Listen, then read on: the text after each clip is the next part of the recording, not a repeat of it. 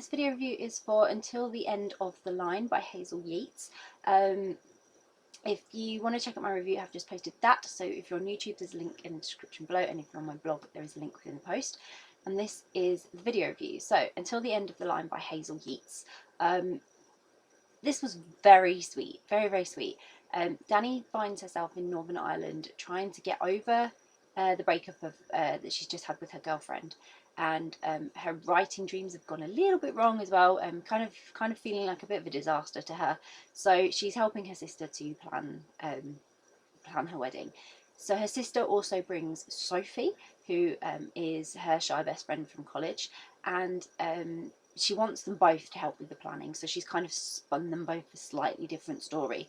And Dani's instantly taken by Sophie, but after they are both badly set up with other people by Dani's sister, they find themselves growing closer. So she's kind of got them there, not realising they're going to connect, and then they have. So the thing I enjoyed most about the story was how similar Dani and Sophie's experiences were, but how as people they were so different, that they were the situations that had happened to them that sort of found themselves meeting with one another were just not quite the same, the way they dealt with it. So the awkward setup with partners that Dani's sister had thought would be good for good matches for both of them just sort of gave them that starting point they needed, something to bond over and talk about on top of everything else.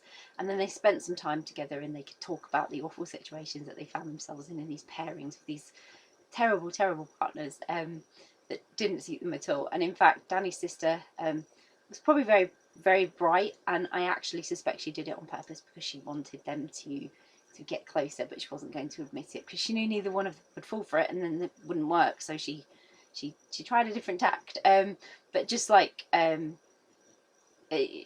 know, it was just like she'd done with the planning. She kind of set them both up. She brought them both over there under, you know, spinning a little bit of like, oh no, come on, they'll need your help, and like, I need you to come, you're my friend, and I need you there, and all everything she sort of spun was to get them together. And I think this was her plan all along. I really, really do. But Dani and Sophie, they instantly they had a really lovely connection. They just went together, and they were sharing moments that brought them really close, even though they kind of had different ideas of what fun was. But they tried to spend that time together and work it out.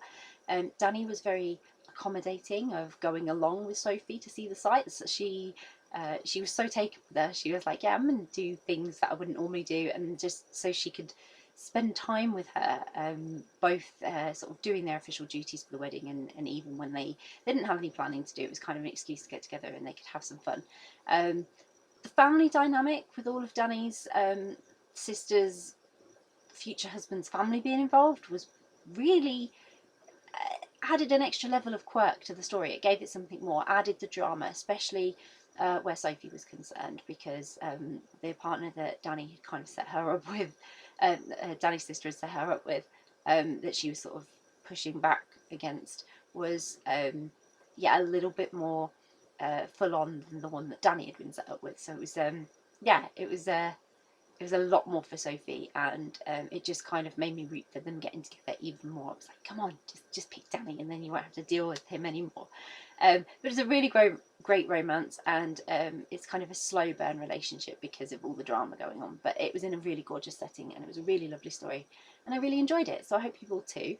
I'll pop a link in the description so you can grab a copy of Until the End of the Line by Hazel Yeats, which I hope you will. If you've read Until the End of the Line, would love to know what you thought of it. So please do comment and let us know how you found the story. And if you haven't read it yet but you're planning to read it, it's on your read list, or you're now super intrigued and thinking, yeah, I want to read that, then again, please do share, because it's always great to find out what you're interested in reading. And if you do read it, I really hope you enjoy it. Bye!